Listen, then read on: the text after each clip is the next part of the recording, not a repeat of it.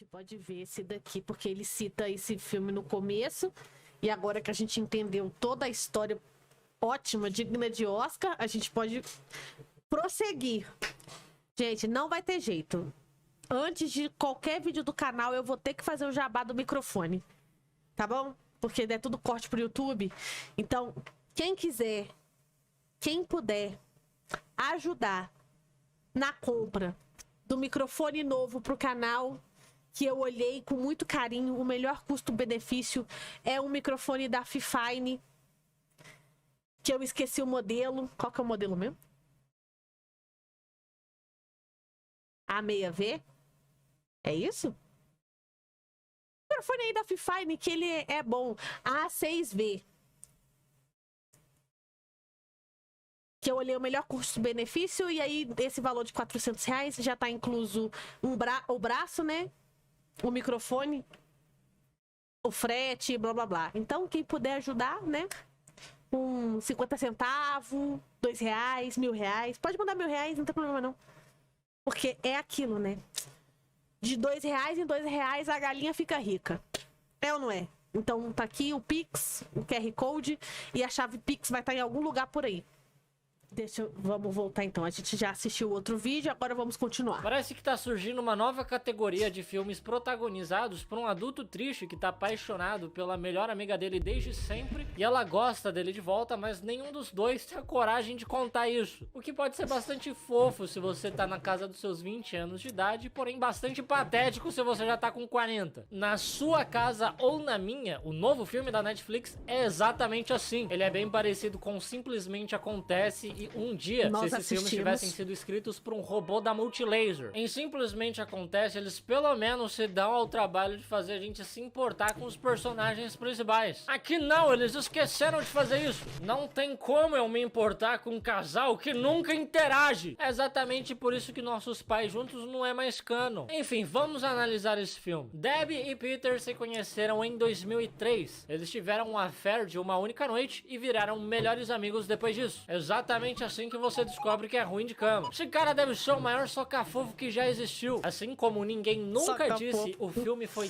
tão bom que eu dormi, ninguém também nunca disse na história o sexo foi tão bom que a gente virou melhor amigo pra que isso nunca mais aconteça novamente. Enfim, 20 anos depois, o Peter é um homem de negócios muito bem sucedido morando em Nova York, enquanto a Debbie é uma mãe solteira morando em Los Angeles. Ainda assim, eles continuam sendo melhores amigos e conversam todos os dias. E eles querem que a gente ignore o fato de que essa dinâmica é idêntica a Simplesmente Acontece. Um cara bem sucedido que foi pra outra cidade e a mãe solteira que ficou presa na cidade natal dela. A única diferença é que o Alex é médico e o Peter é alguma coisa. O filme nunca deixa claro a profissão de ninguém. O Peter é simplesmente um homem de negócios e a Debbie é simplesmente uma funcionária da escola. É quase como se a pessoa que escreveu isso fosse uma adolescente que ainda não entende o conceito de profissões. E depois de anos morando em lados opostos do país, os dois finalmente têm data marcada para se encontrar, porque a Debbie pretende passar uma semana em Nova York para concluir um curso de contabilidade. A namorada do Peter, a Becca, acha muito estranha essa amizade que ele tem com a Debbie, e ela pergunta pra ele se o namoro dele está indo pra... Por falar em essa moça estranha... Ele falou estranha? Não sei. Depois olha aí, Gabriel. Twin Mirror. Os mesmos criados, o mesmo estúdio que fez Life is Strange. Quero trazer esse jogo pro canal. Do nada. Apenas porque sim. Pra algum lugar ou se é perda de tempo. Mas ele não sabe responder e ela termina com ele, no aniversário dele. De todos os dias que ela tinha pra fazer isso, ela escolheu fazer isso no aniversário do cara. Depois dos 30, você já não tem muito motivo pra ficar feliz em tá fazendo aniversário. Agora ela deu um a menos. Quando a Debbie já tá toda pronta pra viajar, ela recebe a notícia de última hora que a moça que iria cuidar do filho dela, o Jack, não vai poder mais porque ela vai fazer uma audição pra uma série de TV. Então a Debbie desiste de viajar. Nota que esse garoto tem pai o tempo todo, tá? Mas pelo que dizem, ele é um alpinista e não consegue descer da porra da montanha pra criar o filho dele. Então Peter diz pra Debbie que ele pode viajar até Los Angeles pra cuidar do filho dela, enquanto ela fica em Nova York, na casa dele, pra concluir o curso dela. E aí eles trocam de casa, igual aquele programa de TV de troca de esposas, que aliás eu nunca entendi muito bem. Casa de Swing faz o mesmo trabalho honesto há séculos e nunca ganhou um programa de TV. A Debbie fica um pouco desconfortável com esse favor, porque primeiro é um favor muito grande, e segundo que ela ela é uma mãe muito coruja e o Jack é alérgico a um monte de coisa. Apesar que ela já ia deixar o filho dela sob os cuidados... Nossa, deixa eu contar um negócio que ela falou, mãe coruja. Eu conheci um menino que ele contou uma vez essa história pra gente, que era o seguinte. Ele foi o primeiro filho que a mãe dele teve, né? O primogênito. Mãe de primeira viagem. Essa mulher era tão bitolada em relação ao filho dela que ela botou na cabeça dela que ela tinha que limpar a casa toda o tempo inteiro. E ela chegava a limpar a casa dela com álcool, tipo o chão, os móveis, prato, talher, tudo, porque ela não queria que o menino adoecesse de jeito nenhum. Então ela virou tipo assim, a pescotapa da limpeza.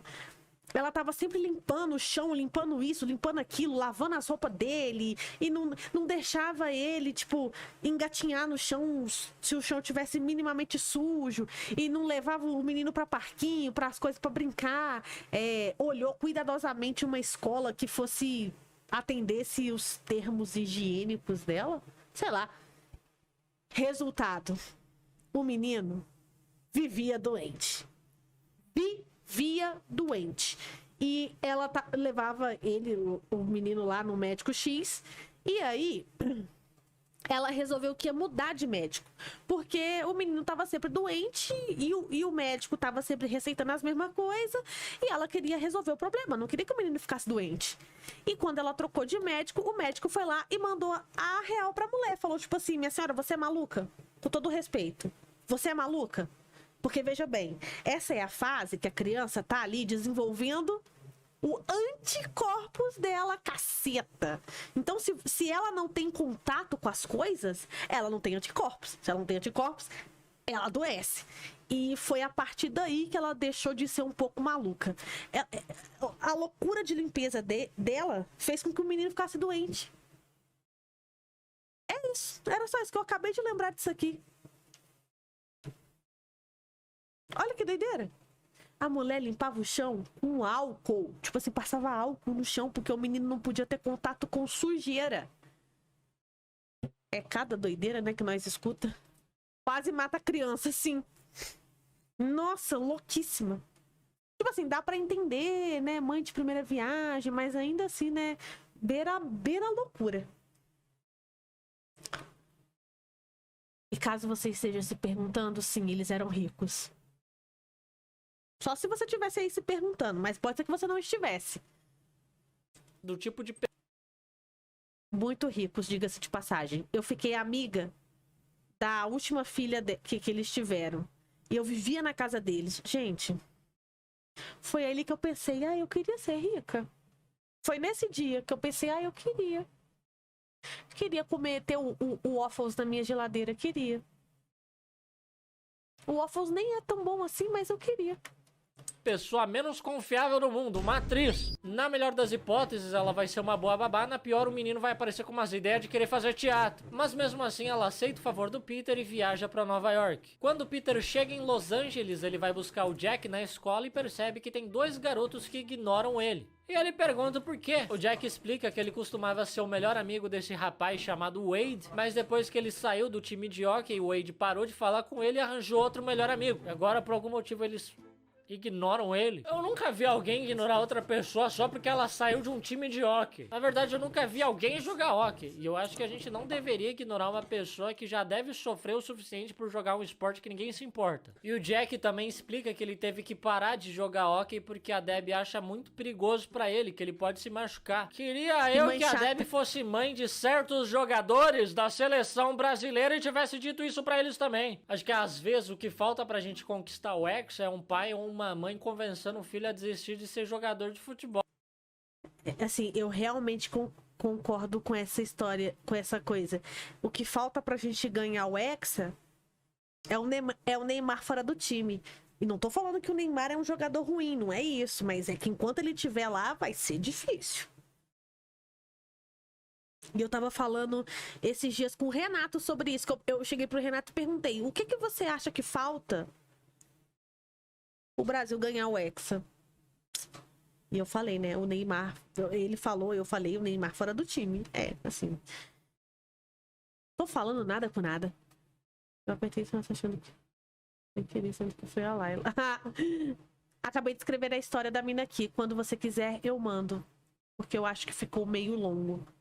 Pode mandar. Pois mande, vamos ler.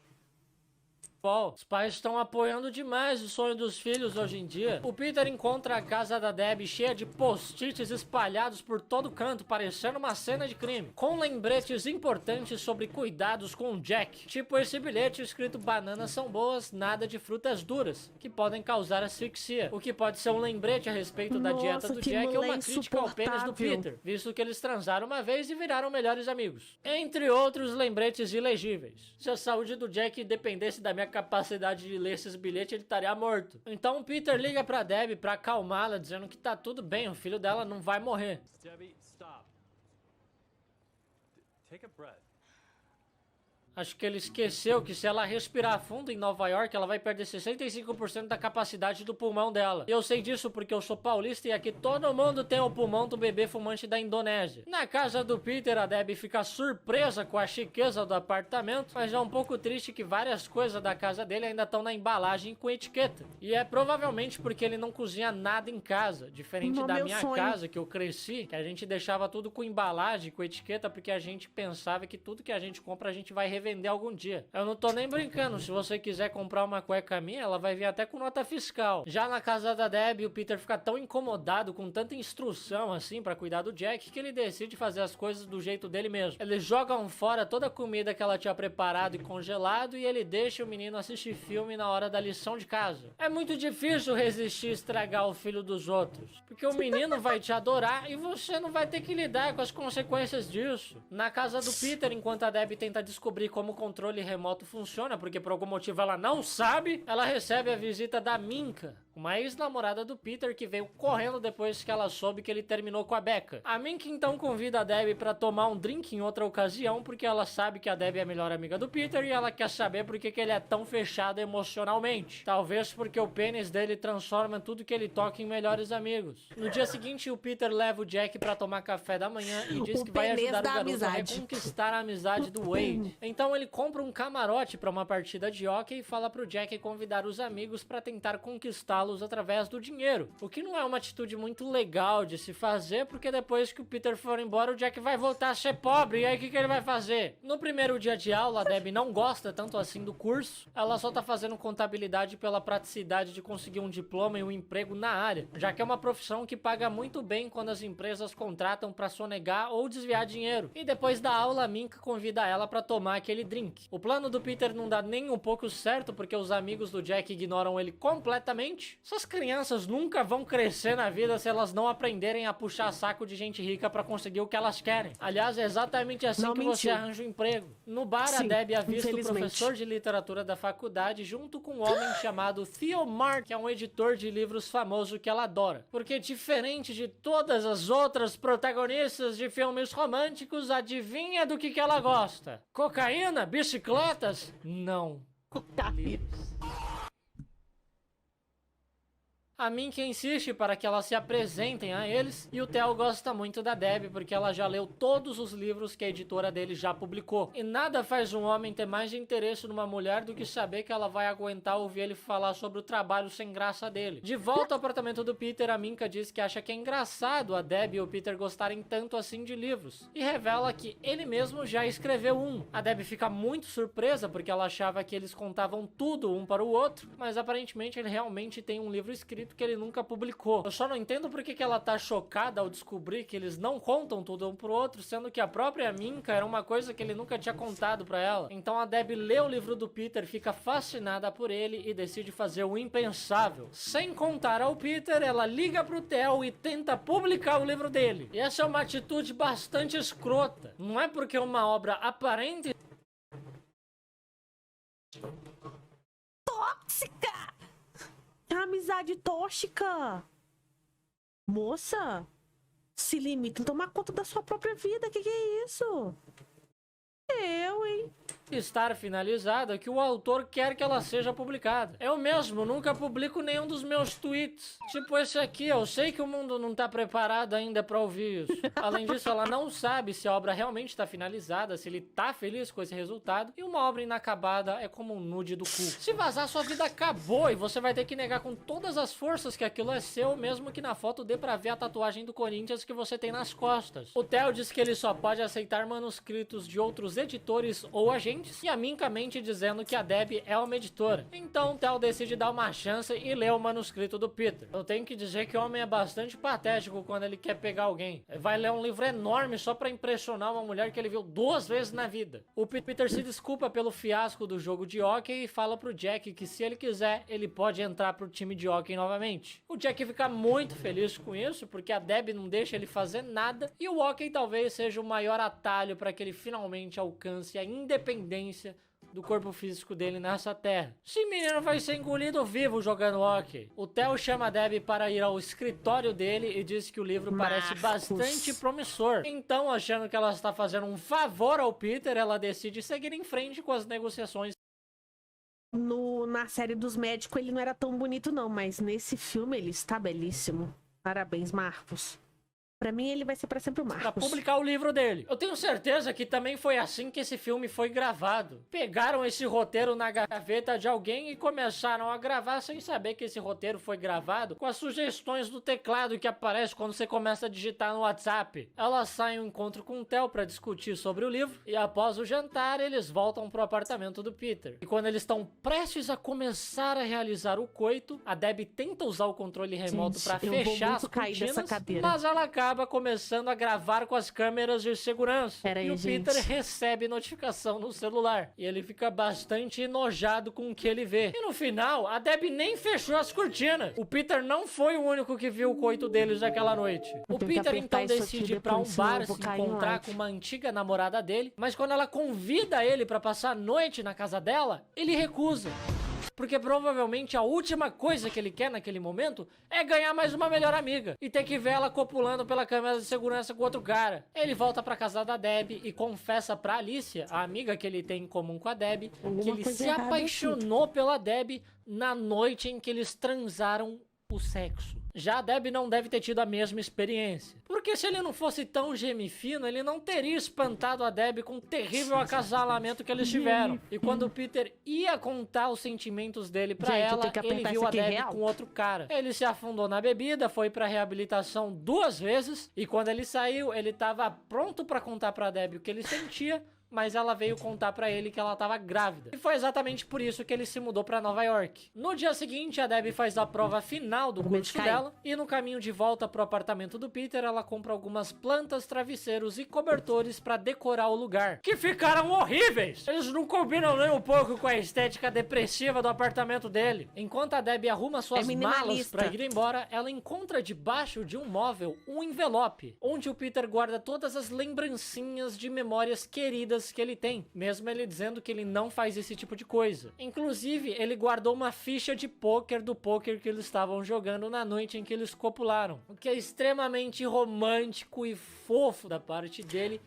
mas eu jamais iria guardar a recordação do dia que eu soquei fofo. Então a Debbie percebe que ela gosta do Peter também, e a Minka convence ela a contar os seus sentimentos pra ele. E eu espero muito que eu não seja patético desse jeito nos meus 40 anos de idade. A Debbie encontra o Theo porque ele diz que tem algo muito importante pra dizer, e ele oferece a ela um emprego em uma outra editora. Ele diz que até ofereceria na empresa dele, mas ele não vai fazer isso porque seria um pouco antiético, já que eles dormiram juntos. E seria mais estranho ainda se eles decidissem começar a namorar. Eu não sei que preocupação é essa, porque o que ele tá fazendo já é meio antiético ao publicar o livro da pessoa com quem ele tá dormindo. Parece um pouquinho de nepotismo isso aí. Mas a Debbie conta pro Theo que ela está apaixonada por outra pessoa. E o melhor de tudo é que ela está apaixonada pelo autor do livro que o Theo vai publicar. Não tem como se sentir mais usado do que isso. Em nenhum momento ela pensou que talvez ele desistisse da ideia de publicar o livro só de vingança. Dormir com pessoas influentes na sua área